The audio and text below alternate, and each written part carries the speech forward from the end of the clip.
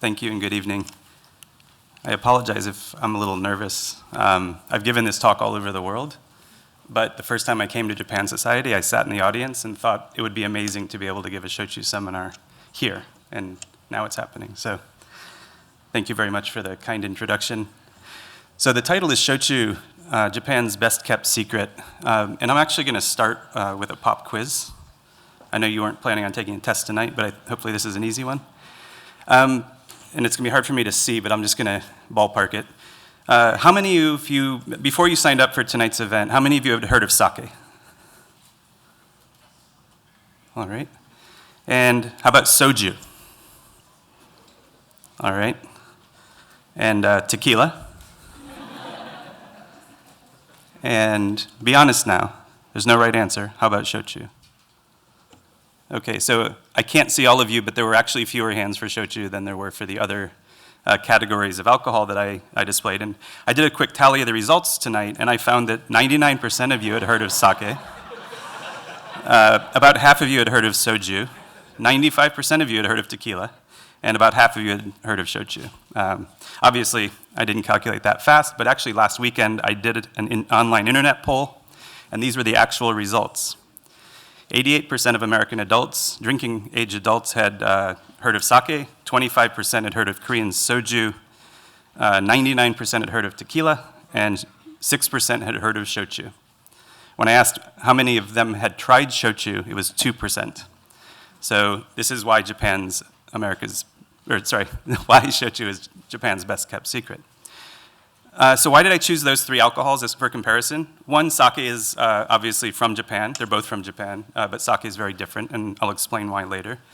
Soju and shochu have very similar names, which causes confusion for the American consumer. And then tequila, which we all know of and have heard of, actually, there's 3.5 times more shochu made in Japan than tequila in Mexico. So it's actually a very large spirits category that most people know nothing about. So what is shochu? First of all, it's not tequila. All right. It's also not soju, and it is not sake.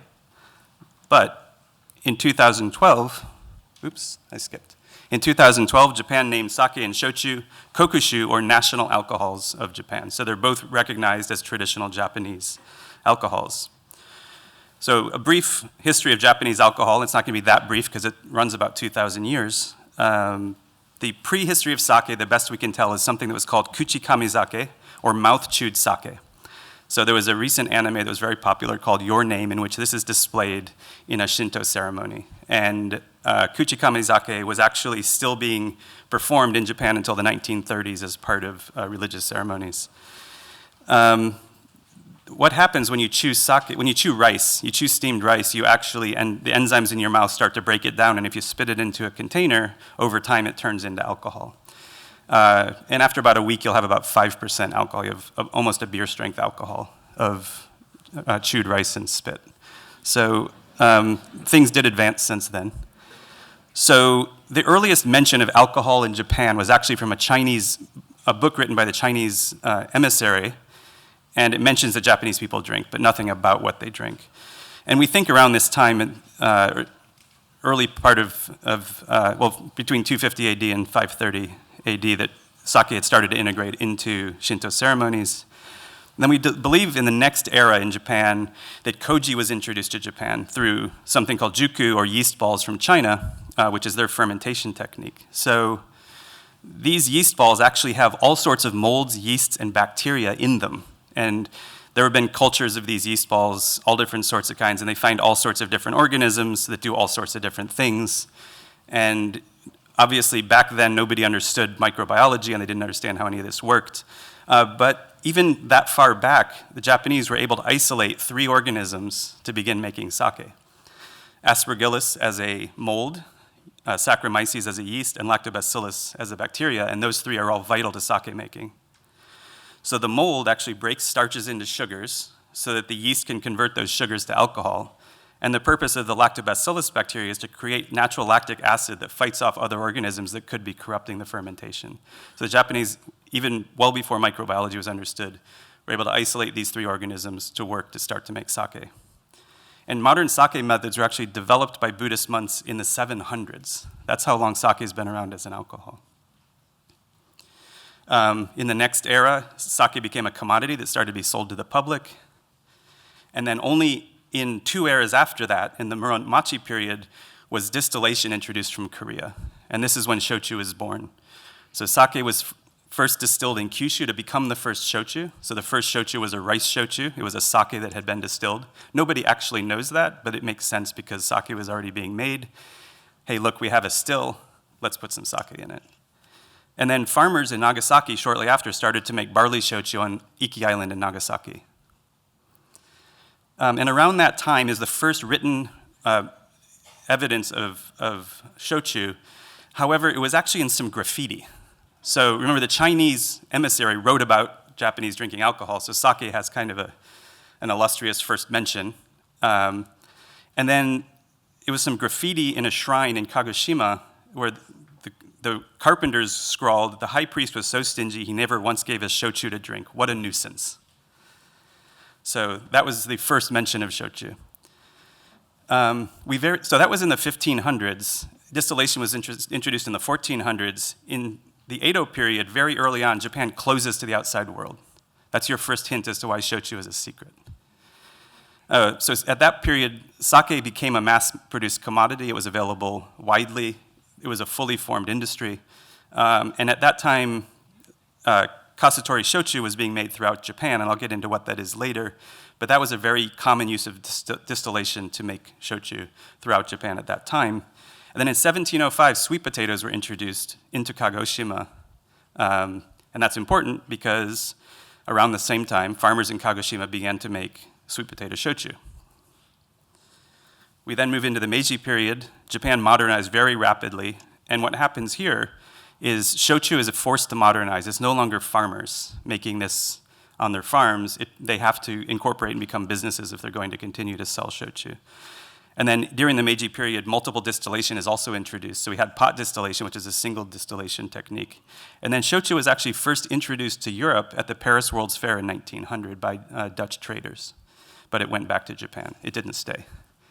So a quote from that era, actually, this is really telling. At the time, shochu was really just a fledgling, essentially moonshine. It was a blue-collar southern drink. Kyushu's in the deep south of Japan.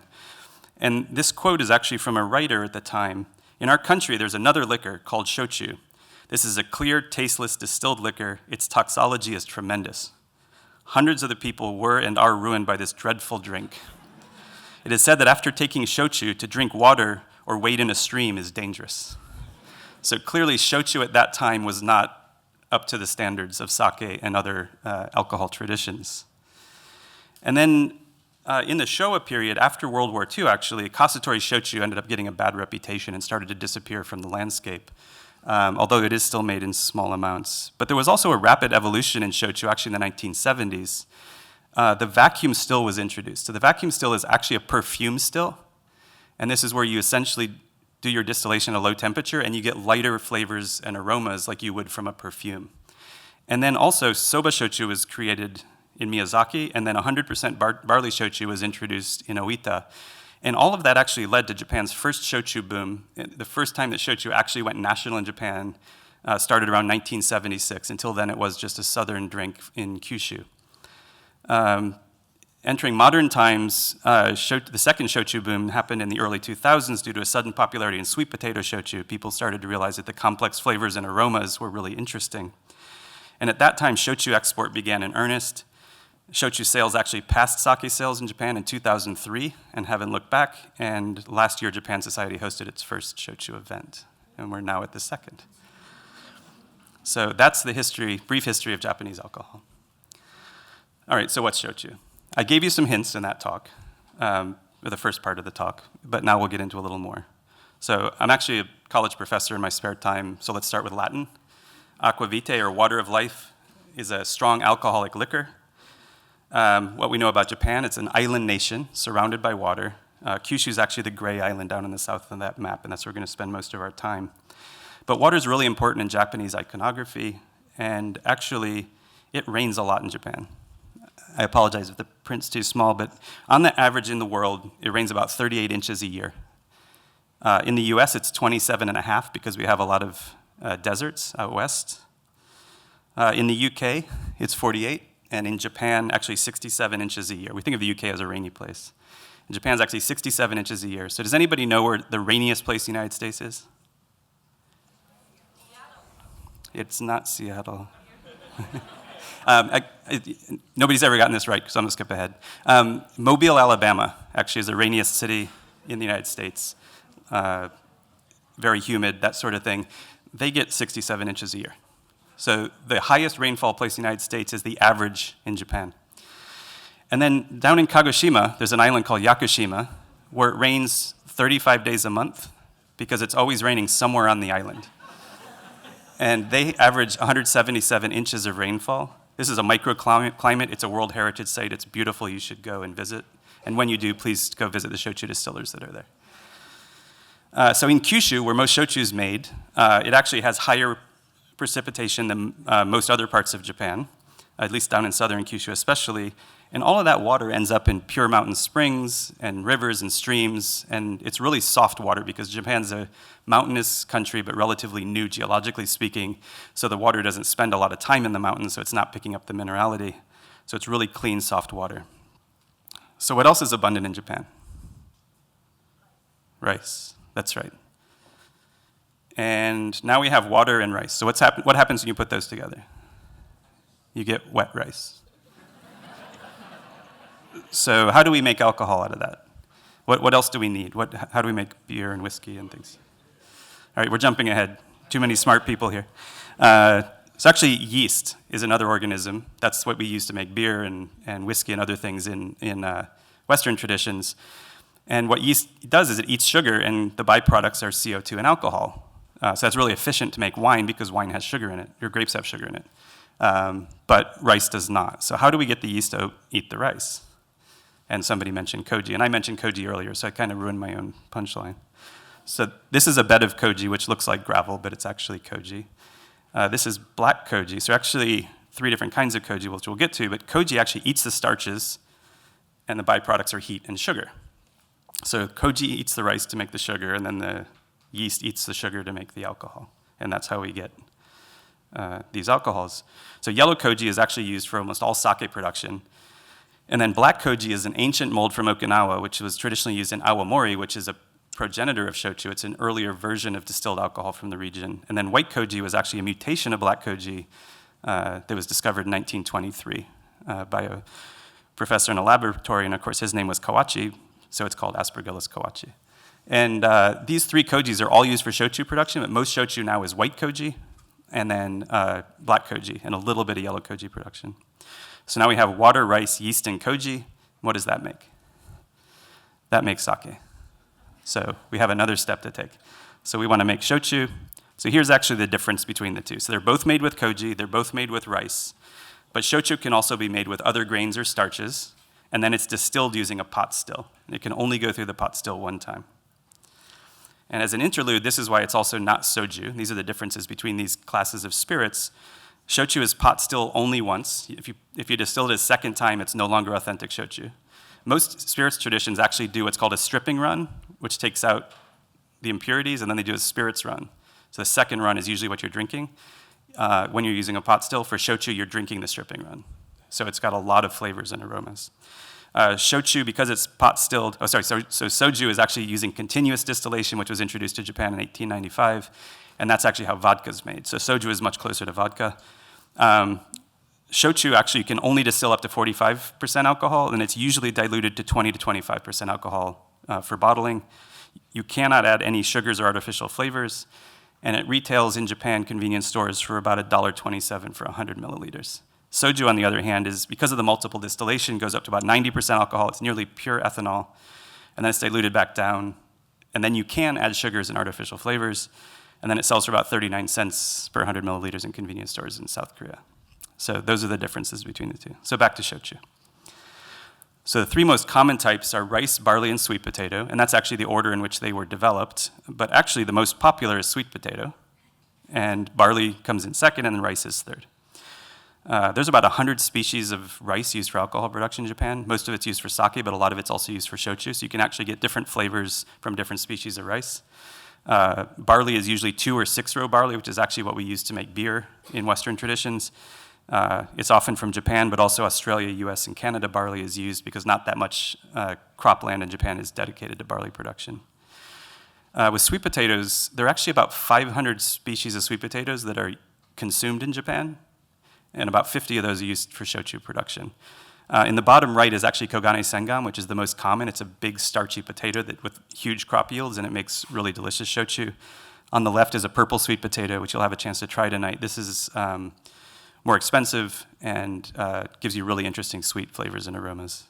The top center is actually called Joy White, and it was actually developed specifically for shochu production around 1985. You can also make it from black sugar. So in shochu production, you can make shochu from sugars, except when you can't. So, sorry, I said that backward. Let me try again. You can't make shochu from sugars, except when you can. And there are 2 exceptions. One is black sugar from Amami-Oshima in Kagoshima. So this is actually sugarcane molasses that's dried and then put into a rice koji fermentation. So you still have to have the rice koji, and then you can add the sugar, even though you could make alcohol directly with yeast and sugar and water, because you don't need the koji because sugar is made of sugar. But in order not to be rum, you have to use the rice in the first fermentation. So another couple styles that I think are interesting to talk about, one is Buckwheat Shochu. It was actually developed in Miyazaki Prefecture in the 1970s and is relatively popular. And then Kasutori is actually sake-lees shochu. It's a very traditional style. And this is why it was popular and why it was all over Japan, because they were making sake everywhere in Japan. And they realized that you could use the lees from the sake, you could use it as rice fertilizer. You could use it as fertilizer for your harvest, but it had alcohol in it, which was poisonous. So you had to get the alcohol out. So you would distill the solids to make Kasutori shochu, and then you would use the solids that were left over from the distillation as your fertilizer. So you ended up with this really nice circle of life where you plant your rice, fertilize your rice with your sake. It's actually the shochu kasu. You harvest your rice, you make your sake, you distill the lees, and then you're back again the next year. So something else to mention is everyone in Japan loves souvenirs. They have omiyage shops everywhere. And so what ended up happening during the shochu boom was a lot of prefectures started applying for and being granted authentic shochu designations for all sorts of ingredients that are near and dear to the hearts of the local people. So there are about 45 other ingredients that shochu can be made from, which we'll quickly run through. So all sorts of root vegetables, all sorts of odd things, aloe, seaweed, saffron, mushrooms. Corn's not so strange, we're used to that, that's bourbon. Different kinds of seaweed, different watering plants from fresh water, different kind of nuts and seeds, sunflower seeds. And actually on the right, you can't make it from plums, but you can make it from the pit of the plum. And the pit of the plum is actually toxic until you cook it and distill it. So the Japanese have a concept of motai nai, which means no waste. So even the pits of the plums are being used in making a shochu. Different species or different kinds of green tea, vegetables that we recognize from American supermarkets or Western supermarkets, and then various different kinds of Japanese ingredients, including bamboo, red beans, Japanese pumpkin. And then I said you couldn't make shochu from sugar except for when you can, and so the second exception, other than black sugar, is actually here on the left, and that's palm dates. So you can make sugar from palm dates and also from cactus. Does anybody know where there's a desert in Japan? Totori, that's right. Different kinds of green flowering plants, different kinds of flowers, and no, you can't make shochu from from cows. I ruined my punchline again. But you can make it from milk. In fact, you can make it from whey powder, skim milk, or whole milk. And it ends up with a really interesting sort of yogurt finish. So all sorts of different ingredients you can make shochu from. Now, as far as sales, virtually all shochu is sweet potato, barley, or rice. That's about 95% of the market. And then black sugar and buckwheat make up a little bit more. And then we've got that tiny sliver of gift shop shochu and very little Kasutori shochu that's currently being produced. Although Kasutori is re-emerging as a style, a lot of the big sake brewers have started using their kasu to make shochu that has the distinct flavors, aromas of their sakes, but as a distilled spirit. All right, so how do we make shochu? So we start by making koji. I'm going to take you through the process, and today we're going to make sweet potato shochu, because that's what I've done before. So first you wash the rice, and then you steam the rice, and then you have to cool the rice, because koji is a living organism, and if it's too hot, you'll kill the koji. So you cool the koji down to about body temperature, and then you add the koji spores directly onto the rice. This is different from sake because you wouldn't add the rice grains, the koji rice grains themselves, you would just add the spores. And then you put it to sleep. You tuck the koji in for the night, you let it rest overnight, and then you wake it up in the morning and you break it up into these little wooden boxes which help you maintain the temperature. Because if you'll remember, koji creates sugar and heat. And if the koji gets too hot, again, it will burn itself out. So you want to maintain the temperature and keep the koji at a nice, even temperature, and you do that by using these boxes. Koji also loves air. It loves oxygen, so that helps the koji grow on the rice. Then you take the koji out of the koji room, and you cool it down to air temperature, and you inspect your koji to make sure you got a good batch. And that's what this young Toji is doing. Toji is master distiller in this context. And then you start your first fermentation. So you carry all that rice into one of these pots that's buried in the ground. And the reason the pot's buried at ankle depth is both to maintain temperature in the ground with the soil, but then also to make it easy for you to mix the pot with the kaibo, with the pot stirrer. So this is actually a white koji fermentation, and this is a black koji fermentation. So you can see a very different color of ferment. That's the first fermentation. That goes 7 to 10 days. And then when it's time to use that first fermentation and move it into the second fermentation, you'll prepare your main ingredient. And as I said, we're going to make sweet potato shochu. So you get a big pile of sweet potatoes. And where do sweet potatoes live? They live in the ground. What else is in the ground? Dirt. And what's in dirt? There's all sorts of bacteria, there's fungus, there's mold, there's all sorts of nasties that you don't want in your ferment. So you've got to wash the potatoes, right? And they come out looking like this. These are actually kogane sengan. They come out bright white after you've washed them. And I can tell you that that's a really dirty job. So after that, you have to trim the potatoes. Potatoes start to rot as soon as you take them out of the ground. And so you trim the ends because those are bitter. And then you look for dead or rotten spots and you cut those away.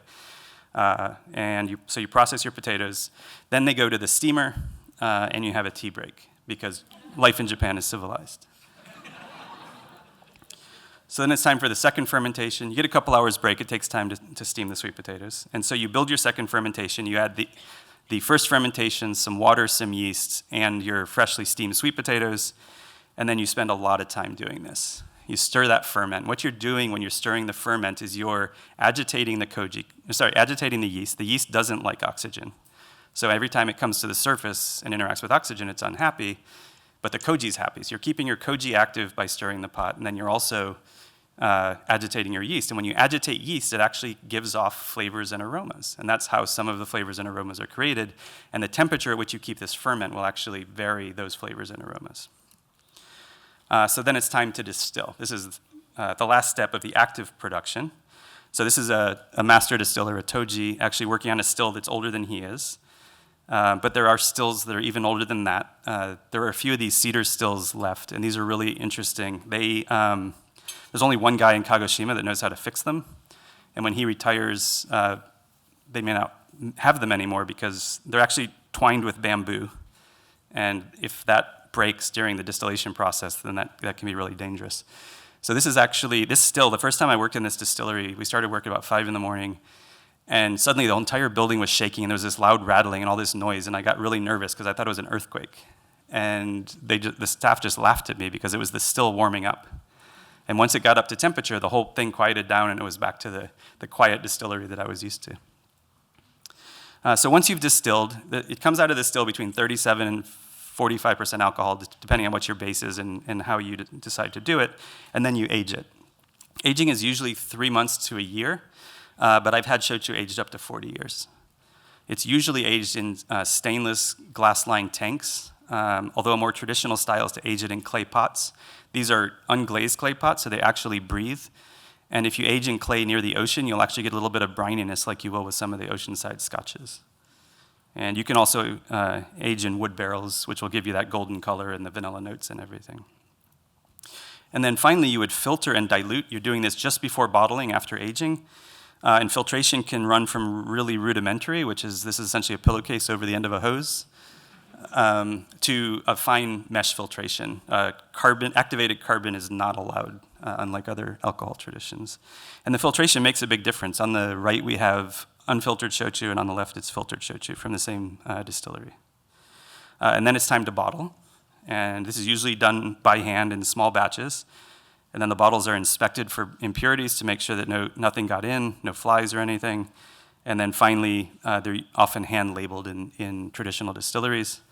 So that's essentially the production process for shochu. So hopefully you understand a little bit more about it, what it's made from, how it's made. And now we'll touch on terroir.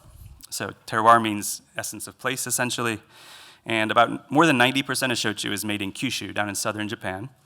And there are specific styles made in specific regions. And the World Trade Organization has now recognized this and has designated 4 of them for appellation of origin status, just like champagne comes from Champagne, France, cognac comes from Cognac, France, Scotch comes from Scotland. There are 4 kinds of shochu that have that designation. One is Iki Shochu. That's barley shochu made in a traditional style on Iki Island in Nagasaki, which was the birthplace of barley shochu. We actually have some of that for you to try tonight. It's really lovely. Kuma Shochu is rice shochu from Kumamoto. That's considered the heart of the rice production in Kyushu, so their rice shochu has that designation. And then sweet potatoes were first grown and harvested and used for alcohol production in Kagoshima, so Satsuma Shochu, that was the name of the prefecture at the time. It was the Satsuma domain. Satsuma Shochu is sweet potato shochu made in that region. And then awamori is actually from Okinawa, which I mentioned earlier, black koji, an early style. Since Okinawa became part of Japan, it's now got that designation. And then the black sugar shochu, that's a designation from the Japanese government, not from the World Trade Organization, but to protect the heritage there. They've got special designation. If you make black sugar shochu outside of amami, you're making rum and you're gonna get taxed higher. So thinking about terroir, this is what? It's a mountain. It's also a volcano. In fact, this was on a train ride to a distillery one morning, and I took this picture, and about 5 minutes later, I took this one. It erupts 2 to 3 times a day, about 1,000 times a year. It's one of the most active volcanoes on Earth, and what happens is all of that ash ends up in the topsoil, and sweet potatoes love that minerality, and that gives you that terroir for the sweet potato shochu from Kagoshima. Also, as I mentioned earlier, if you do this near the ocean side, you can get that brininess. And then in northern Kyushu, it's more temperate, so the snow can affect things. And it really matters who is your farmer, when are they harvesting those potatoes, what potatoes are they growing. It's very much like wine in that way, where you get consistency by using the same farmer year by year. And then how you process the potatoes. How much of the ends do you cut? Do you leave the rotten parts? Do you take them out? Do you take off the skin? Do you leave the skin? There's all sorts of decisions that are made that affect the final product. And then I'd like to mention briefly the concept of shokunin. How many of you have seen Jiro Dreams of Sushi? Oh, that's more of you than have heard of shochu. So Jiro-san is obviously a master sushi chef, but you're about 90 minutes into that movie before you realize the guy's married, because they never mention his wife. It's just all about sushi. And that's that master craftsman, singular attention to detail, singular focus on craft, and that's shokunin. And this is a shokunin. This guy's actually been making shochu for about 60 years. In this picture, he's pushing a heavy piece of equipment out of the way so that the younger guys can clean the floor. And he makes lovely shochu. So what is shochu? All right, I think now you guys have a much better idea. Shochu is single distilled, it's low proof, it's traditional, it's a craft spirit from Japan. So there are no residual sugars because it's distilled. It has fewer calories because you've diluted. It's flavorful and aromatic because of the single distillation, just one time through the pot still. And it's a craft because you have these craftsmen who've dedicated their lives to making it. And then, since it's from Japan, of course it pairs with food. A very early lesson that I learned when I started to have drinking parties with my Japanese friends was that they said, let's go out for a drink. They meant, let's eat. So I'd often have dinner and then show up and they'd order a bunch of food. So if your Japanese friends invite you out for drinks, don't eat beforehand. All right, so how do we drink it? So this is a quick reference guide.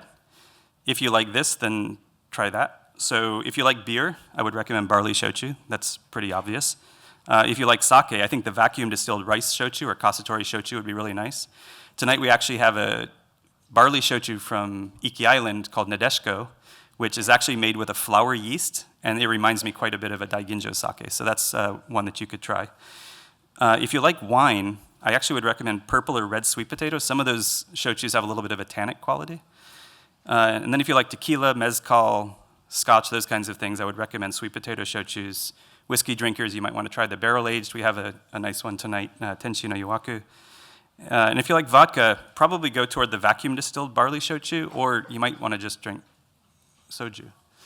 And then if you like rum, the black sugar shochu, obviously. It's really interesting. I think what I find, because if I switch back to whiskey or rum at this point, if the koji actually gives an umami, so there's like a depth to the flavor of the shochu that you miss now, or that I miss when I drink rum or whiskey, because that umami from the koji is missing.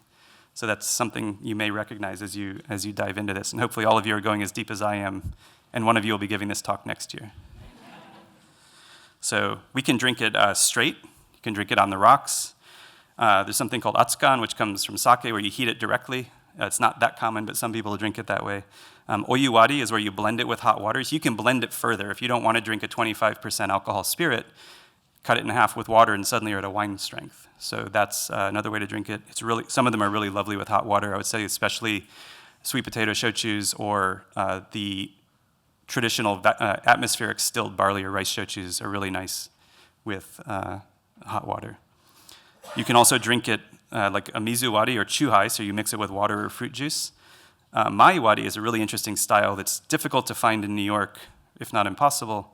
But that's where it's actually blended with water and rested for 24 hours or more before service. And that process actually changes the flavors and aromas of the shochu. And then you can always add a fruit garnish. Very popular in Kagoshima is to add an umeboshi, a pickled plum, into the hot shochu, hot sweet potato shochu, and muddle that plum, and it's just a really kind of a flavor bomb. So basically, I would say enjoy shochu how you like it, or however you like, but you might want to wait before you try it yudofu gonbei style. This is actually maiwari shochu, heated, with a dried, grilled flying fish in the glass. And that's your snack. So you wait for the shochu to soften the fish, and then you eat the fish. And as you put the fish back in, the fish particles kind of, anyway, try it later, maybe not tonight. So a wise toji once told me, shochu is three things. Its ingredients, its location, and its people. And thank you very much.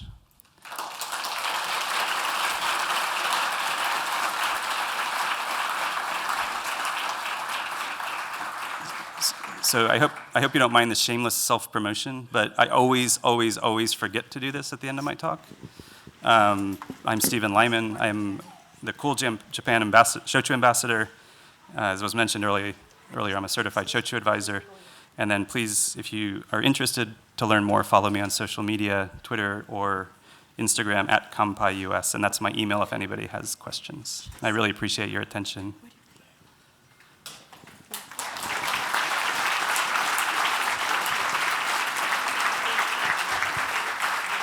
So I've been instructed to host my own Q&A. So I think we'll start with questions from the audience. Does anybody have a question?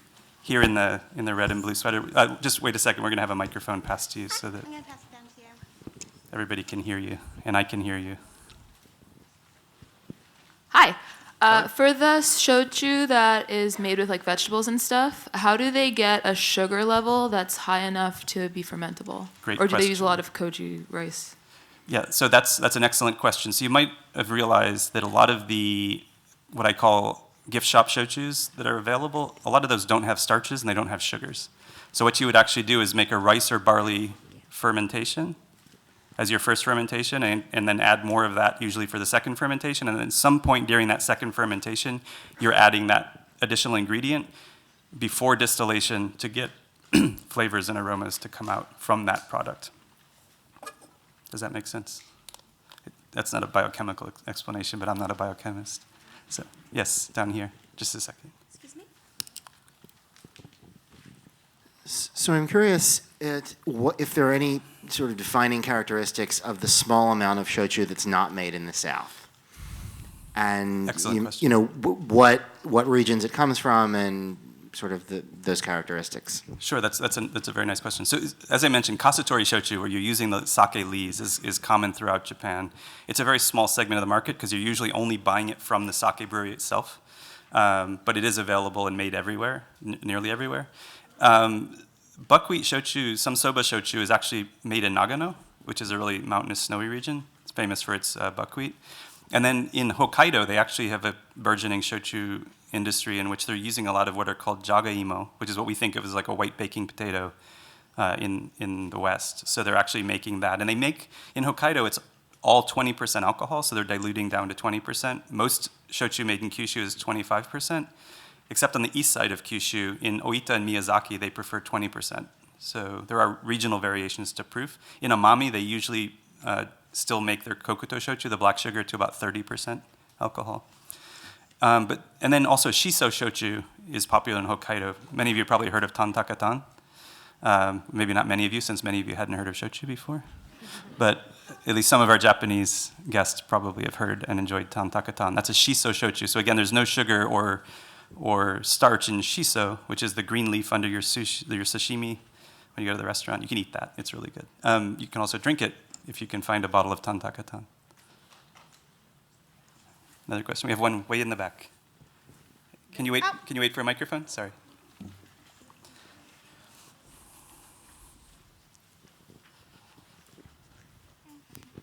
Hi.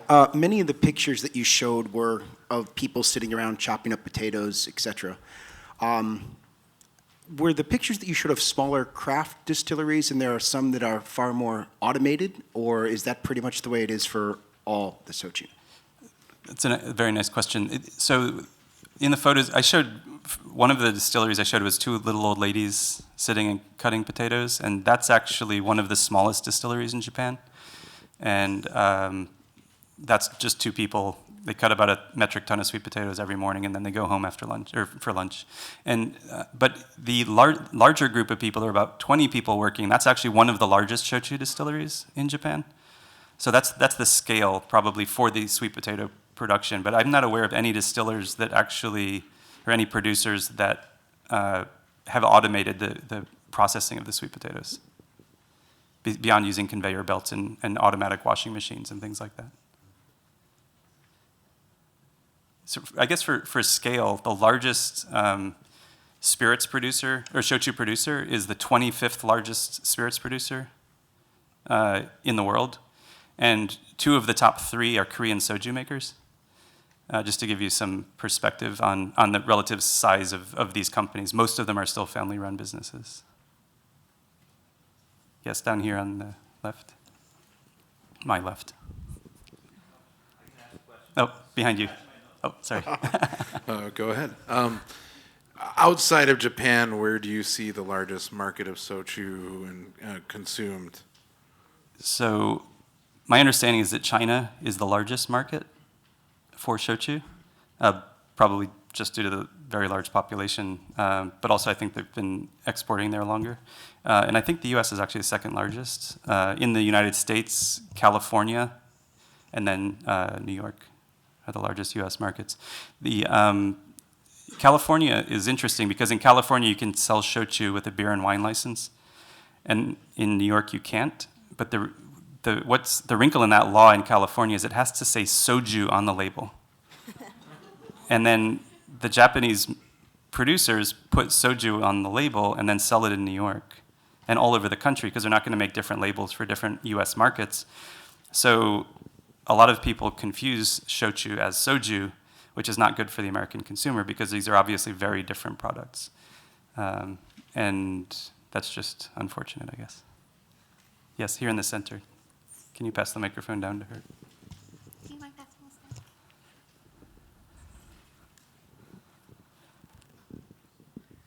Just kind of going more on the point of the naming, like are there ideas about possibly changing the name or altering it so that there's less confusion between the two, or it's kind of needs to stay the same?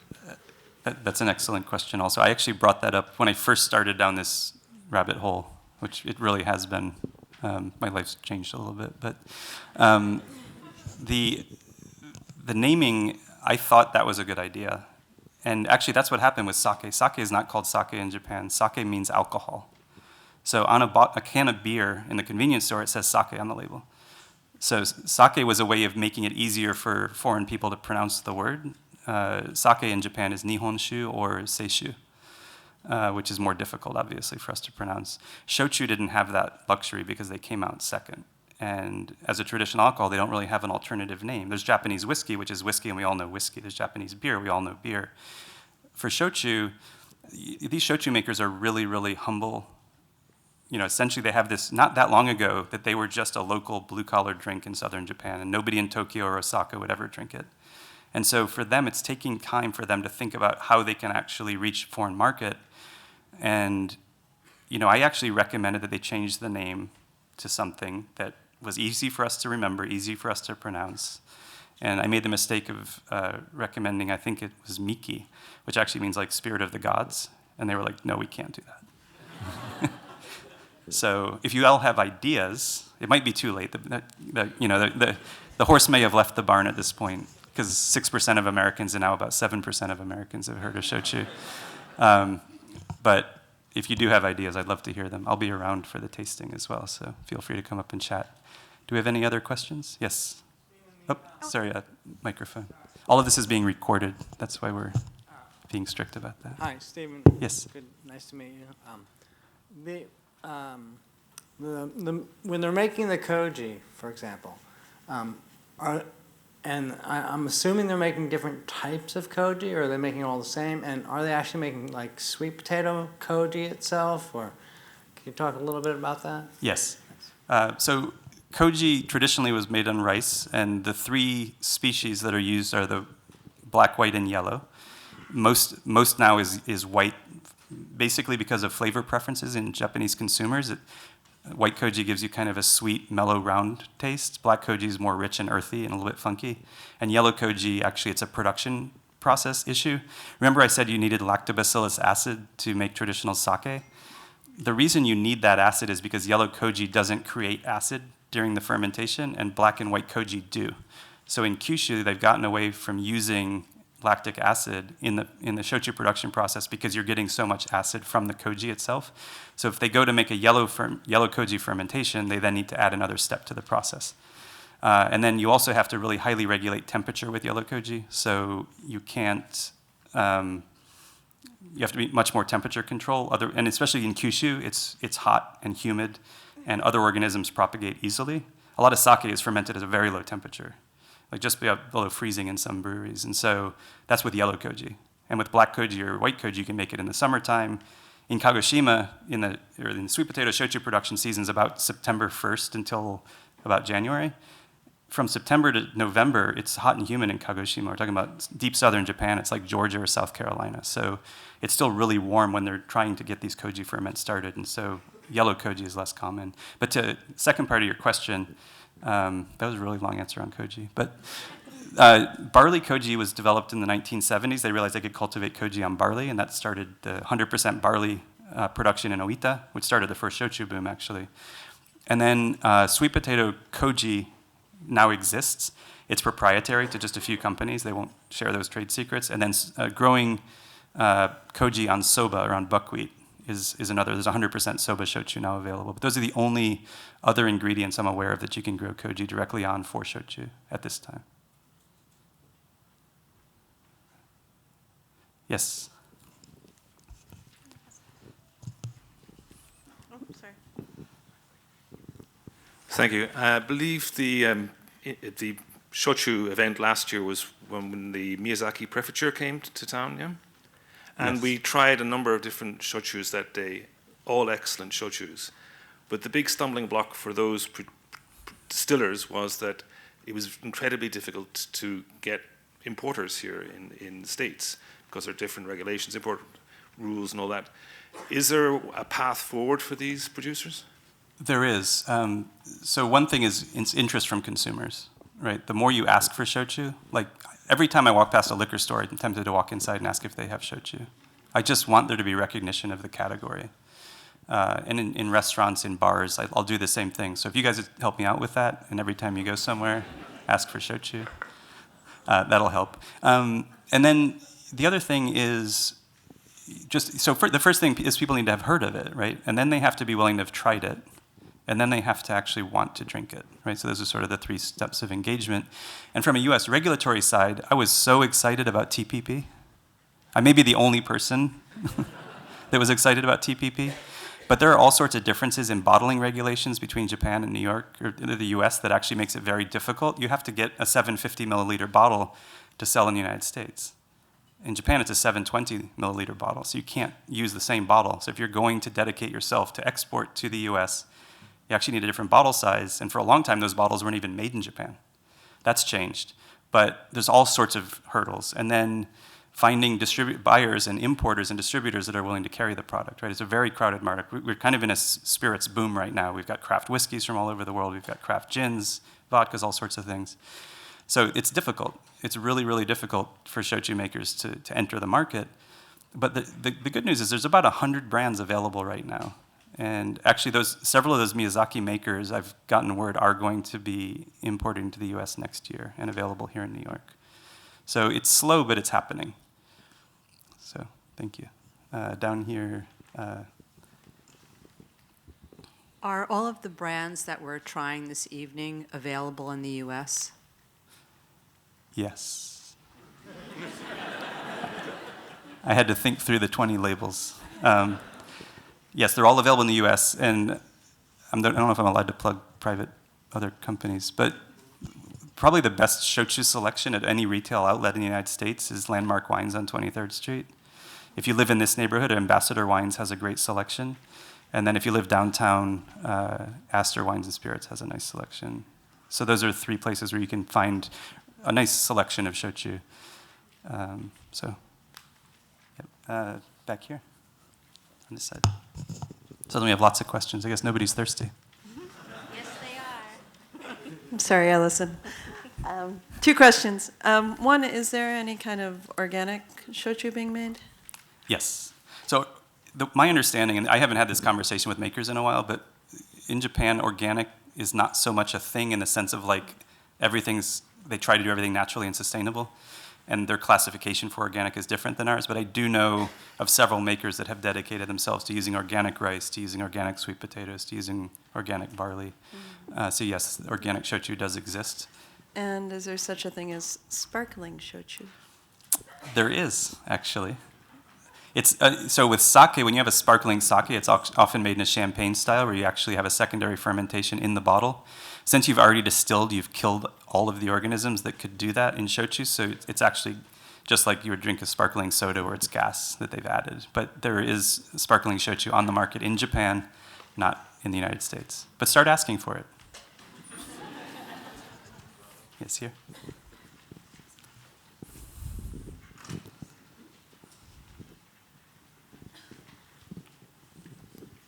Hi. You've mentioned retailers where we can get shochu here in New York. Do you know of any bars or restaurants that have a good selection of shochu? There are a lot.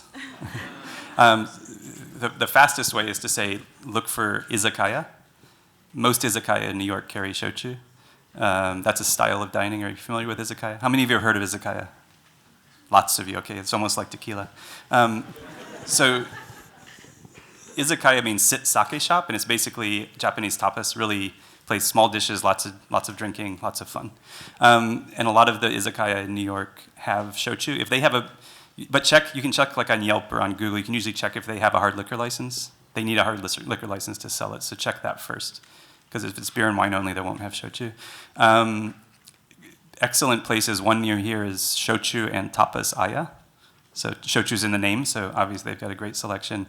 There's a great little shochu bar downtown called Uminoye in the East Village. Soba Toto has a nice selection. I'm going to get in trouble if I start naming individual places because I'm invariably going to forget some place that like somebody's sitting here and listening.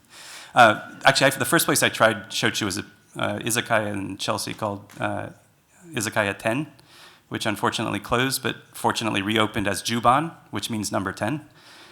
And they're essentially the same concept. And on Tuesday nights, they do $20 off a bottle of selected shochus, which is how I got hooked, because I like to drink cheaply.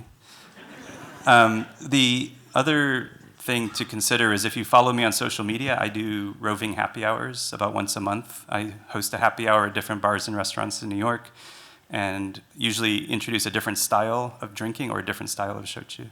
They're themed, but you'd have to watch on social media to find out about that. Any other questions? Is it time to drink? Oh, we got one way in the back. I saw you.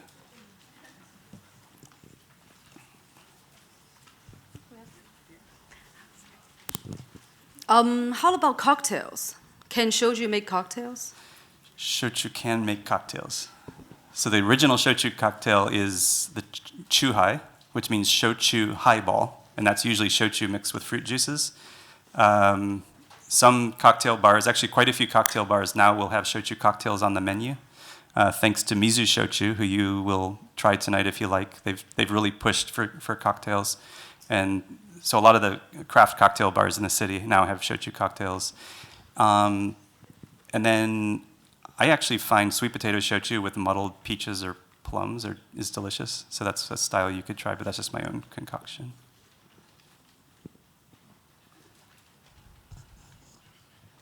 Some of the makers don't like cocktails made of shochu, but you shouldn't care because you're spending money on their product. Again, so the question was, why don't they like their shochu being made into cocktails? It's because they've spent a lot of time and effort trying to capture the original essence and flavor and aroma of the base product, and that's what they want you to enjoy. It's very traditional. Again, these are people who 30 years ago didn't think about selling outside their home prefectures, let alone in Tokyo or New York. The younger makers really seem to like it. They're embracing the concept. Any other questions? Well, thank you very much for your attention. This has been a lot of fun.